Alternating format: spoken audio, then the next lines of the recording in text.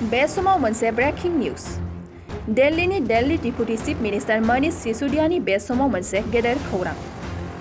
दिल्लीनि Delhi deputy chief minister Manish Sisodia AAP दोलोखौ नागारनो थाखाय नारसिनजादों। बीजेपी दोलोआव हाबनायनि थाखाय गिदिर अफार मोनदों मनीष सिसोदिया। बीजेपी दोलोआव हाबोब्ला दिल्लीनि गिबि मन्थ्रि खालामगोन होनना अफार होदों मनीष सिसोदियानो। दिल्लीनि Delhi deputy chief minister Manish सिसोदियानि सायाव सीबीआईआ नायबिजिरनाया सोलिगासिनो दंमोन। बेबादिनो थांनाय सानखालि सीबीआईआ 9 घन्टा सोंथि सोंदोंमोन मनीष सिसोदियाखौ। नाथाय केसनि सायाव सोंथि सोंनायनि अनगायै गुबुन आलादा बाथ्रा बुंनानै बीजेपी दोलोआव हाबनो नारसिननायखौसो नुनो मोननाय जादों। आरो बे बाथ्राखौ दिल्लीनि Delhi deputy chief minister Manish Sisodia गावनो गाव बुंथिदों। बेबादिनो सीबीआईनि सोंथि सोंनायाव माबोरै नारसिनजाया, मा जायामोन बेनि गासैखौबो रोखायै फोरमायनानै होदों दिल्लीनि deputy chief minister Manish Sisodia. आज मुझको 9 घंटे तक सीबीआई हेडक्वार्टर में बुलाया गया था और मसला तो यही था कि एक्साइज पॉलिसी में सो कॉल्ड जो घोटाला हुआ है, सो कॉल्ड, उसके बारे में पूछताछ होनी है, जिसके बारे में बीजेपी बार बार कहती है 10,000 करोड़ का घोटाला हुआ, दिल्ली में 10,000 करोड़ का एक्साइज घोटाला हुआ। लेकिन आज मैंने सीबीआई में जाके देखा, मैंने देखा कि कोई घोटाला तो वहाँ है ही नहीं, घोटाले की तो कुछ मसला ही नहीं है वहाँ। सारा केस फर्जी है, मैं जानता हूँ सारा केस फर्जी है। और आज मैंने सीबीआई में 9 घंटे की पूछताछ के दौरान 9 घंटे जो मैं रहा वहाँ पे, वहाँ भी मैं समझ गया कि किस तरह से सारा केस फर्जी है और किस तरह से इन्होंने पूरी साजिश की गई है। आज मुझे समझ में आया कि इन्होंने सीबीआई में केस किसी घोटाले की जांच के लिए नहीं करा रखा। इन्होंने सीबीआई में जो मेरे खिलाफ केस करा रखा है वो दिल्ली में एक्चुअली ऑपरेशन लोटस को कामयाब करने के लिए करा रखा है।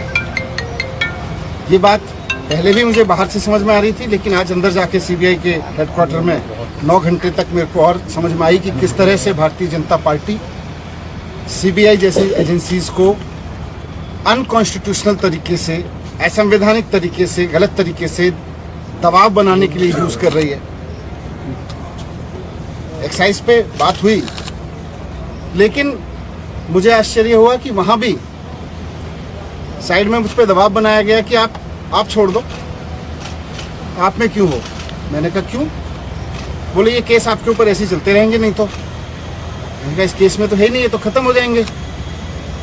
तो मुझे कहा गया कि साइड में कि सत्येंद्र जैन के पास कौन से केस हैं, सत्येंद्र जैन के ऊपर कौन से सच्चे केस हैं, वो भी चल रहे हैं। 6 महीने वो जेल रह सकते हैं तो 6 महीने आप भी रह सकते हो।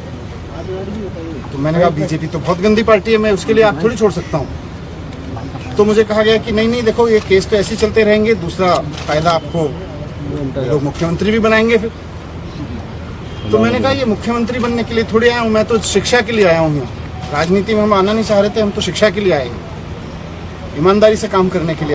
आज मुझको 9 घंटे तक सीबीआई हेडक्वार्टर में बुलाया गया था और मसला तो यही था कि एक्साइज पॉलिसी में सो कॉल्ड जो घोटाला हुआ है, सो कॉल्ड, उसके बारे में पूछताछ होनी है, जिसके बारे में बीजेपी बार बार कहती है 10,000 करोड़ का घोटाला हुआ, दिल्ली में 10,000 करोड़ का एक्साइज घोटाला हुआ।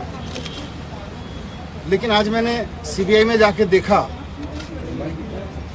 मैंने देखा कि कोई घोटाला तो वहाँ है ही नहीं, घोटाले की तो कुछ मसला ही नहीं है वहाँ। सारा केस फर्जी है, मैं जानता हूँ सारा केस फर्जी है। और आज मैंने सीबीआई में 9 घंटे की पूछताछ के दौरान 9 घंटे जो मैं रहा वहाँ पे, वहाँ भी मैं समझ गया कि किस तरह से सारा केस फर्जी है और किस तरह से इन्होंने पूरी साजिश की गई है। आज मुझे समझ में आया कि इन्होंने सीबीआई में केस किसी घोटाले की जांच के लिए नहीं करा रखा। इन्होंने सीबीआई में जो मेरे खिलाफ केस करा रखा है वो दिल्ली में एक्चुअली ऑपरेशन लोटस को कामयाब करने के लिए करा रखा है। ये बात पहले भी मुझे बाहर से समझ में आ रही थी, लेकिन आज अंदर जाके सीबीआई के हेडक्वार्टर में 9 घंटे तक मेरे को और समझ में आई कि किस तरह से भारतीय जनता पार्टी सीबीआई जैसी एजेंसीज को अनकॉन्स्टिट्यूशनल तरीके से, असंवैधानिक तरीके से, गलत तरीके से दबाव बनाने के लिए यूज कर रही है। एक्साइज पे बात हुई, लेकिन मुझे आश्चर्य हुआ कि वहां भी साइड में मुझ पे दबाव बनाया गया कि आप छोड़ दो, आप में क्यों हो? मैंने कहा क्यों?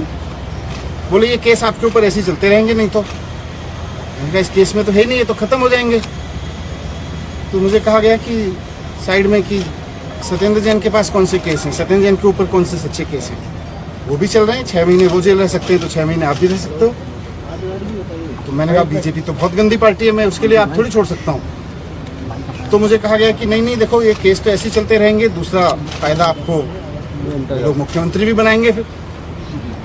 तो मैंने कहा ये मुख्यमंत्री बनने के लिए थोड़ी आया हूँ, मैं तो शिक्षा के लिए आया हूँ यहाँ। राजनीति में हम आना नहीं चाह रहे थे, हम तो शिक्षा के लिए आए हैं।